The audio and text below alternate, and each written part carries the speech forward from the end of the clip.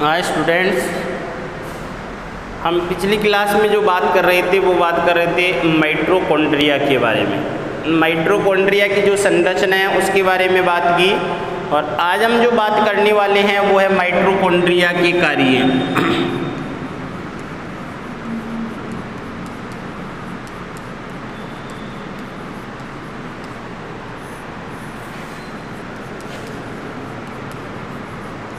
तो देखो, सबसे पहले माइटोकॉन्ड्रिया जो है, तो माइटोकॉन्ड्रिया को क्या कहा जाता है? कोशिका का पावर हाउस कहा जाता है। पहली बात तो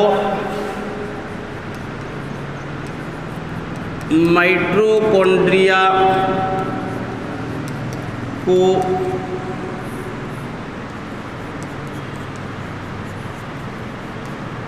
कोशिका का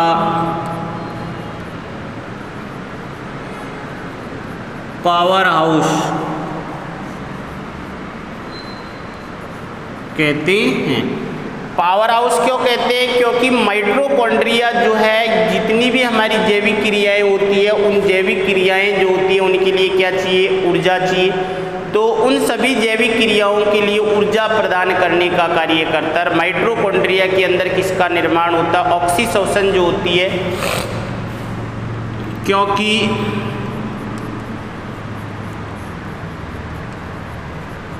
माइटोकॉन्ड्रिया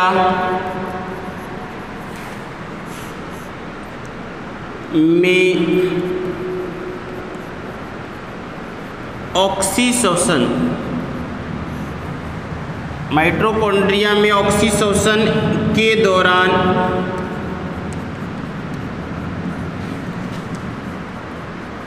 एटीपी का निर्माण होता है, और इसी एटीपी, एडिनोसिन ट्राइफॉस्फेट का उपयोग कोशिका में होने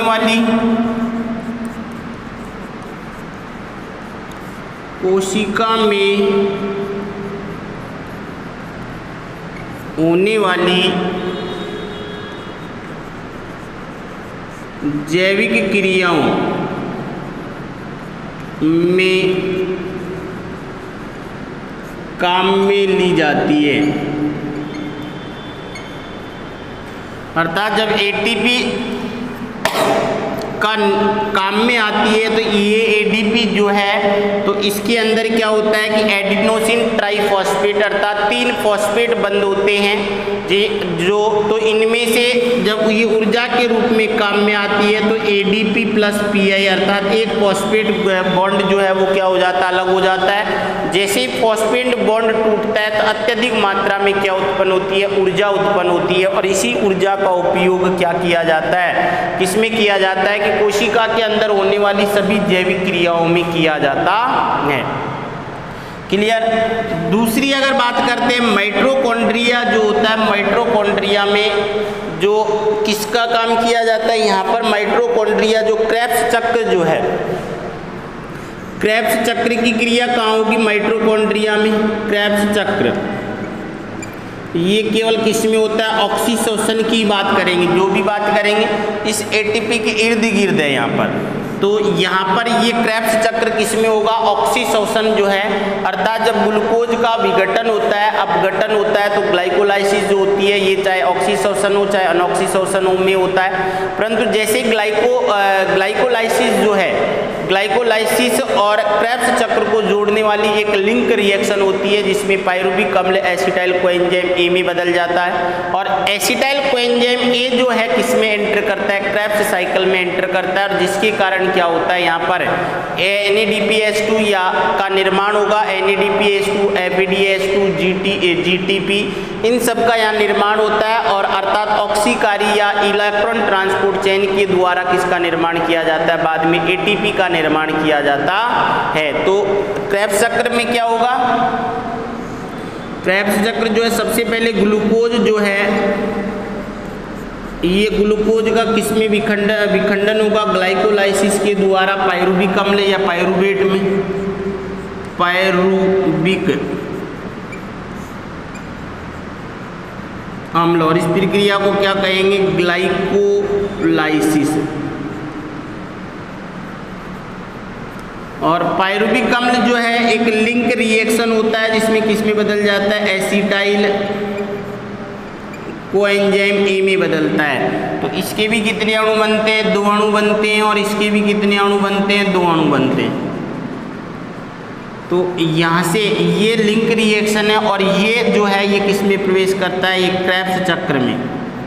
यहाँ पर क्या होगा? क्रेब्स चक्र जो होगा, और क्रेब्स चक्र के द्वारा यहाँ पर किसका निर्माण होगा? CO2 plus ATP। तो ये ATP का निर्माण होगा यहाँ पर भी किसके द्वारा? क्रेब्स चक्र के द्वारा। अर्थात यहाँ पर जो है इलेक्ट्रॉन ट्रांसपोर्ट जो है, जो रिएक्शन जो है उसके एंजाइम पाए जाते हैं इसकी आंतरिक झिल्ली पर, और इलेक्ट्रॉन ट्रांसपोर्ट चेन के द्वारा धीरे धीरे आगे बढ़ती प्रोसेस से क्या बनता है? Hydrogen ion. और हाइड्रोजन आयन जब किससे? F कण जो है ऑक्सीसोम जो है उस ऑक्सीसोम के द्वारा किसका निर्माण किया जाता है? ATP का निर्माण किया जाता है। तो ये क्रिया भी किस में होगी? माइटोकॉन्ड्रिया में होती है। तो उसके बाद में अगर और कार्य की बात करते हैं इसका, तो और कार्य में अगर अपन शुक्राणु की संरचना पढ़ते हैं तो शुक्राणु की संरचना में एक आवरण बनता है जिसे कहा जाता है निवेन कर्ण का आच्छादन। यह है शुक्राणु में निवेन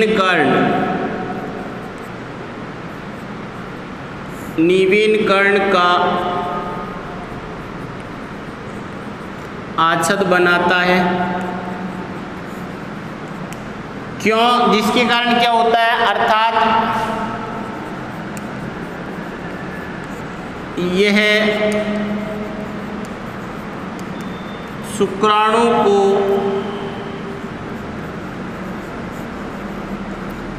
गति करने के लिए क्या प्रदान करता है? ऊर्जा प्रदान करता है।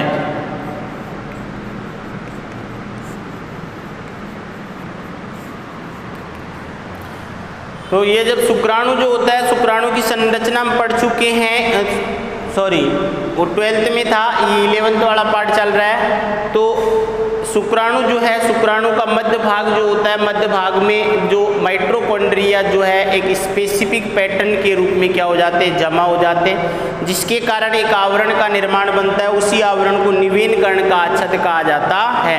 और यहाँ पर ये माइटोकॉन्ड्रिया क्या काम करते हैं? जब शुक्राणु गति करता है तो शुक्राणु को गति करने के लिए ऊर्जा की आवश्यकता होती है, और जो ऊर्जा चाहिए वो कौन प्राप्त करता है? यहाँ पर ये माइटोकॉन्ड्रिया जो निवेन कर्ण आच्छद के रूप में जमा है उसके तो क्या करते हैं? ये ऊर्जा प्रदान करने का कार्य करते हैं। नेक्स्ट कार्य देखते हैं, तो ये जो प्रकाश शोषण जो है, उस प्रकाश शोषण में भी माइटोकॉन्ड्रिया एक महत्वपूर्ण भूमिका निभाता है। तो माइटोकॉन्ड्रिया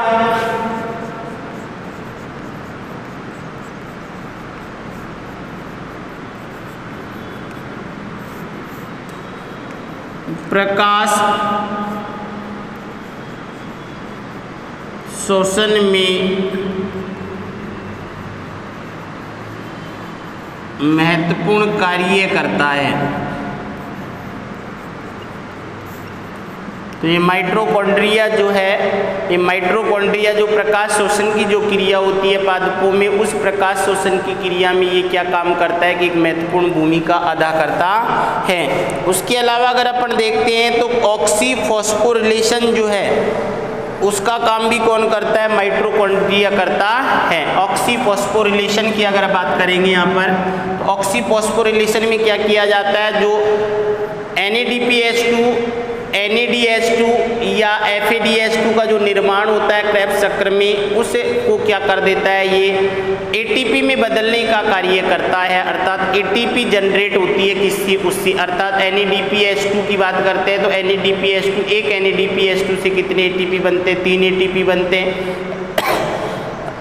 सॉरी, FADH2 से बात करते हैं तो FADH2 जो है वो कितने ATP का निर्माण होता है, 2 ATP का निर्माण होता है। तो ये जो क्रिया है ऑक्सीकारी फॉस्फोरिलेशन की, ये किस में होती है, माइटोकॉन्ड्रिया में। और इस प्रक्रिया के द्वारा जो ऊर्जा के उच्च अणु जो होते हैं, मॉलिक्यूल जो होते हैं, जिनको किस में बदलता है, ATP में बदलने का काम करता है, जिसके रूप में वो हमारे शरीर के अंदर, हमारी कोशिका के अंदर क्या होती है, काम में आती है।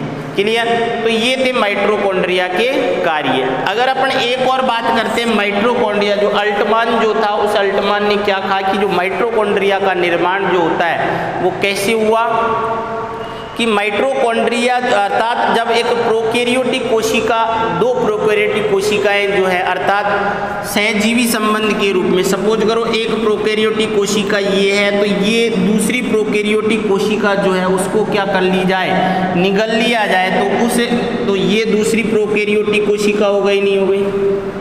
तो माइटोकॉन्ड्रिया में ये 2 झिल्लियाँ हो गई, नहीं, ये बाह्य झिल्ली और आंतरिक झिल्ली, फिर इसमें परिवर्तन हुए, ये कोशिका का जो वो जो आनुवंशिक पदार्थ मटेरियल जो है वो ये क्या हो गया, धीरे धीरे हट गया, और ये जो है धीरे धीरे उच्च रूप में क्या हो गया, परिवर्तित हो गया। अर्थात यहाँ पर अपना DNA भी पाया जाएगा, क्योंकि जो प्रोकैरियोटिक कोशिका जो होती है उसमें क्या पाया जाएगा, DNA पाया जाता है, राइबोसोम पाया जाता है यहाँ पर, तो ये प्रोकैरियोटिक कोशिका में भी पाए जाते हैं। इसलिए उसने क्या कहा कि जो माइटोकॉन्ड्रिया का निर्माण हुआ होगा, कैसे हुआ होगा, एक प्रोकैरियोटिक कोशिका के द्वारा दूसरी प्रोकैरियोटिक कोशिका को निगलना या भोजन के रूप में प्राप्त करना क्या किया होगा, जिसके कारण किसका निर्माण हुआ, माइटोकॉन्ड्रिया का निर्माण हुआ होगा, ऐसा बताता है कौन, अल्टमान जो है उसने। दूसरी बात करें माइटोकॉन्ड्रिया, अपन ने बताया था कहाँ नहीं पाया माइटोकॉन्ड्रिया जो है वो प्रोकैरियोटिक कोशिका जो है उनमें नहीं पाया जाता है, जबकि यूकैरियोटिक सभी कोशिकाओं में पाया जाता है। अपवाद होता है कुछ, जैसे परिपक्व RBC जो है, परिपक्व RBC में माइटोकॉन्ड्रिया नहीं पाया जाता है। गोल्जी अंतःप्रदेश जालिका भी अपन ने बात की, तो अंतःप्रदेश जालिका कहाँ नहीं पाया जाता, प्रोकैरियोटिक कोशिका में नहीं पाया जाता। दूसरी जो जर्म सेल होती है उनमें नहीं पाया जाता, और साथ में एक जगह और थी जहाँ परिपक्व RBC जो है उसमें भी अंतःप्रदेश जालिका नहीं पाई जाती है। तो माइटोकॉन्ड्रिया का सबसे महत्वपूर्ण जो कार्य है वो भोजन का ऑक्सीकरण में अर्थात कोशिकीय शोषण की जो प्रक्रिया होती है उसमें महत्वपूर्ण भूमिका अदा करता है, जिसमें ATP उत्पन्न करने का कार्य किसमें होता है, माइटोकॉन्ड्रिया में। और इसीलिए माइटोकॉन्ड्रिया को कोशिका का शक्ति गृह कहा जाता। क्लियर। तो एक तो माइटोकॉन्ड्रिया कोशिका का पावर हाउस कहा जाता है। दूसरी बात माइटोकॉन्ड्रिया जो है उसको अर्ध स्वशासित कोशिकांग कहा जाता है, अर्थात कुछ मात्रा में माइटोकॉन्ड्रिया अपने जैसे माइटोकॉन्ड्रिया का निर्माण कर सकता है। वो कब, जब वो अगर कोशिका के अंदर रहता है तो, अर्थात अपने स्वयं के प्रोटीन का निर्माण किसके द्वारा किया जा सकता है, माइटोकॉन्ड्रिया के द्वारा किया जा सकता है। क्लियर। अब अपन नेक्स्ट जो कोशिकांग है उसको बात करेंगे नेक्स्ट क्लास में।